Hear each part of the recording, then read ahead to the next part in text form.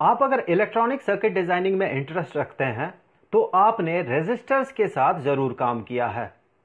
तो मैं आपको रेजिस्टर्स का कुछ तस्वीरें दिखा देता हूं ताकि अगर आपने रेजिस्टर्स के साथ काम नहीं किया है तो आपको बेसिक आइडिया यह हो जाए कि रेजिस्टर दिखता कैसा है।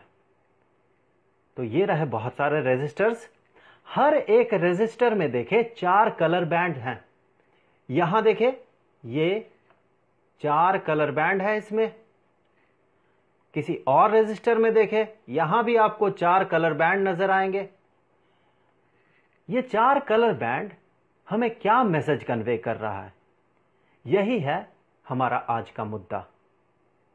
यहां देखे इन सारे रेजिस्टर्स में कहीं भी इनका रेजिस्टेंस नहीं लिखा हुआ है।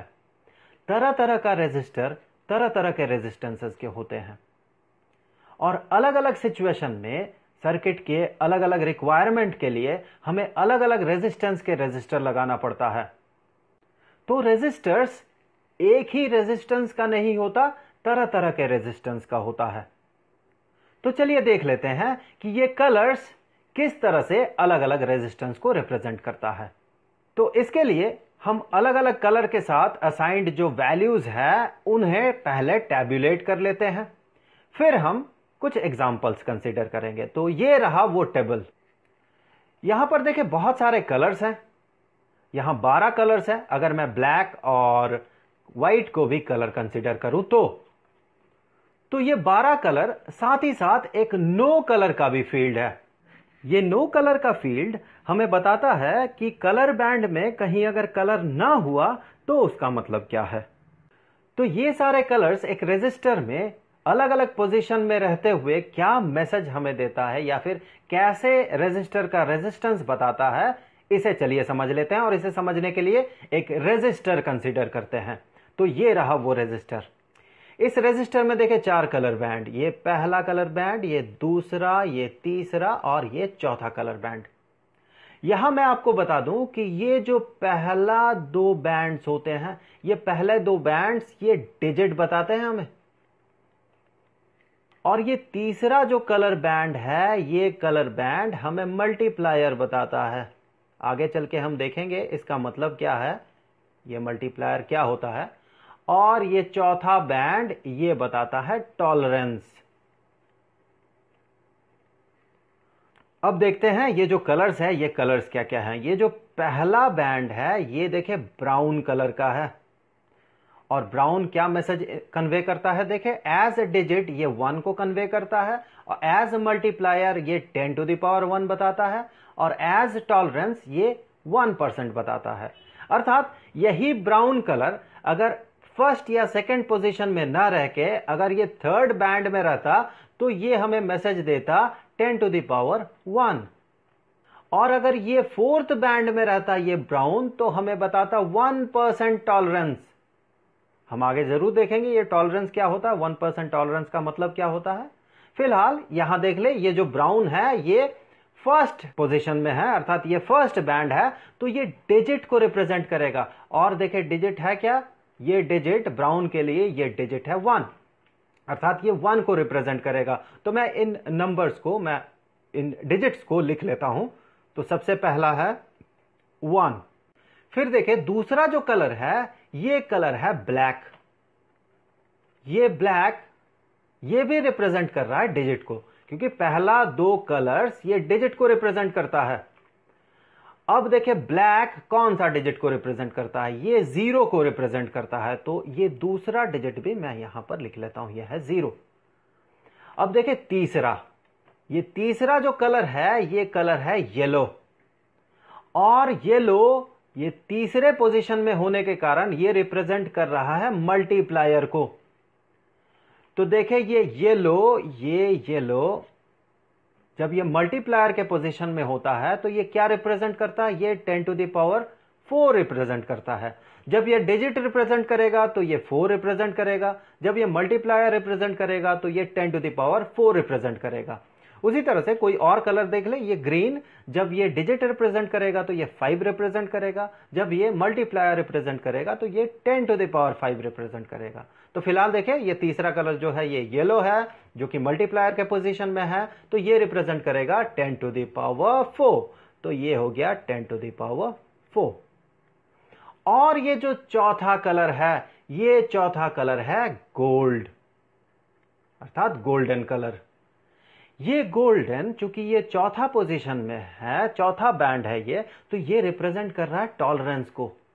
और देखिए गोल्ड कितना टॉलरेंस रिप्रेजेंट करता है, ये 5% टॉलरेंस रिप्रेजेंट करता है, तो ये चौथा हो गया टॉलरेंस, और चूंकि ये गोल्डन है तो ये 5% को रिप्रेजेंट कर रहा है। अब देखें इसका रेजिस्टेंस हम कैसे पता लगाएंगे। पहला 2 डिजिट्स, इन्हें एक साथ मिला के एक 2 डिजिट नंबर बनाइए, तो इन्हें हमने एक साथ मिला लिया 0 1 के बाद, तो ये बन गया 1 और 0 ये बन गया 10। अब देखिए ये जो तीसरा पोजीशन में जो वैल्यू है, या फिर कहे तीसरा पोजीशन का जो इंफॉर्मेशन है जो कि मल्टीप्लायर है, और इस केस में वो 10 टू द पावर 4 है, तो इसे इस नंबर के साथ जो कि 2 डिजिट नंबर है, जो पहला 2 डिजिट मिला के हमने नंबर बनाया, उसके साथ उस मल्टीप्लायर को गुना कर दे, तो ये हो गया इसका रेजिस्टेंस, इस रेजिस्टर का। अर्थात इस रेजिस्टर का जो रेजिस्टेंस है ये है 10 इंटू 10 टू द पावर 4, अर्थात ये हो गया 10 टू द पावर 5, अर्थात 100 किलो ओहम का है ये, या फिर कहे ये 1 लाख ओहम का है। अब देखते हैं ये टॉलरेंस लेवल हमें क्या बताता है, टॉलरेंस परसेंटेज। ये टॉलरेंस परसेंटेज बताता है कि इसका जो भी रेजिस्टेंस है, जो कि यहां पर 10 टू द पावर 5 है, इसमें 5% रेजिस्टेंस कम या ज्यादा हो सकता है। अर्थात किसी का टॉलरेंस जितना कम होगा वो रेजिस्टेंस उतना एक्यूरेट होगा। तो इस रेजिस्टर का मैक्सिमम रेजिस्टेंस और मिनिमम रेजिस्टेंस कितना हो सकता है ये हम देख लेते हैं। तो ये जो रेजिस्टेंस है ये 10 टू द पावर 5 ओम का है, और इसका टॉलरेंस लेवल है 5%, अर्थात ये 5% ज्यादा भी हो सकता है, 5% कम भी हो सकता है।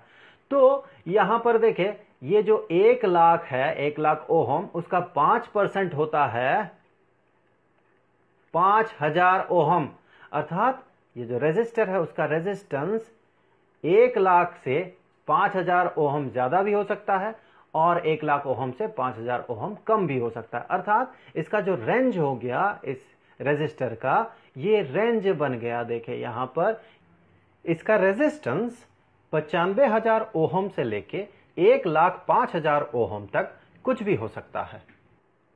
तो इस टॉलरेंस से हम पता कर सकते हैं कि इस रेजिस्टर का रेजिस्टेंस कितना वैरी करेगा। चलिए एक दूसरा एग्जांपल कंसीडर करते हैं। यहां भी देखिए 4 कलर बैंड, ये पहला, ये दूसरा, ये तीसरा और ये चौथा। पहला जो कलर बैंड है ये देखिए ये येलो है, दूसरा बैंड जो है ये है ब्लू, तीसरा बैंड जो है ये है ब्राउन, और चौथा बैंड यहां पर देखिए फिर से गोल्ड है। चलिए देख लेते हैं इसका रेजिस्टेंस कितना होगा। तो इसका रेजिस्टेंस पता करने के लिए हम सबसे पहले ये 2 डिजिट कंसीडर करते हैं। ये 2 डिजिट, पहला डिजिट येलो, क्योंकि ये डिजिट को रिप्रेजेंट करता है, तो देखिए येलो कौन सा डिजिट रिप्रेजेंट करता है, एज डिजिट येलो 4 को रिप्रेजेंट करता है। और फिर देखिए ब्लू, ये ब्लू क्या रिप्रेजेंट करता है, एज अ डिजिट ये ब्लू 6 से रिप्रेजेंट करता है। तो उसे मैं यहां लिख लेता हूं। सो पहला और दूसरा ये जो रिप्रेजेंट करेगा ये डिजिट होगा, और ये होगा कितना, ये जो येलो है ये रिप्रेजेंट करेगा 4 को एज डिजिट, और ये ब्लू ये रिप्रेजेंट करेगा 6 को, और देखिए ये ब्राउन यहां पर देखिए ये मल्टीप्लायर है क्योंकि ये 3rd पोजीशन में है, तो ये मल्टीप्लायर जो है ये 10 टू द पावर 1 को दर्शाएगा। सो ये हो गया 10 टू द पावर 1। और ये गोल्ड जो कि टॉलरेंस लेवल है ये 5% टॉलरेंस बताता है। इससे जो इसका रेजिस्टेंस बनेगा वो देख लेते हैं। सबसे पहले हमें पहला और दूसरा डिजिट को मिला के एक 2 डिजिट नंबर बनाना है, तो ये 2 डिजिट नंबर बन गया 46। अब हमें मल्टीप्लायर को इसके साथ गुना करना है, अर्थात 10 टू द पावर 1 को हमने इसके साथ गुना कर दिया। और इसका जो टॉलरेंस लेवल है, ये टॉलरेंस लेवल है 5% का। तो इसका जो रेजिस्टेंस है, यह रेजिस्टेंस ये बन गया देखे 460 ओहम।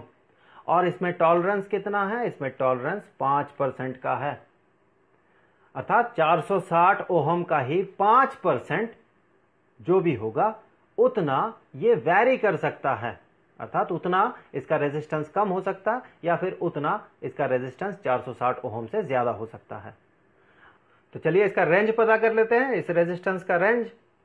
सो इसका जो रेजिस्टेंस होगा ये होगा 460 ओहम का, जिसमें कि टॉलरेंस है ±5%। अब देखें 460 का जो 5% होता है वो होता है 23।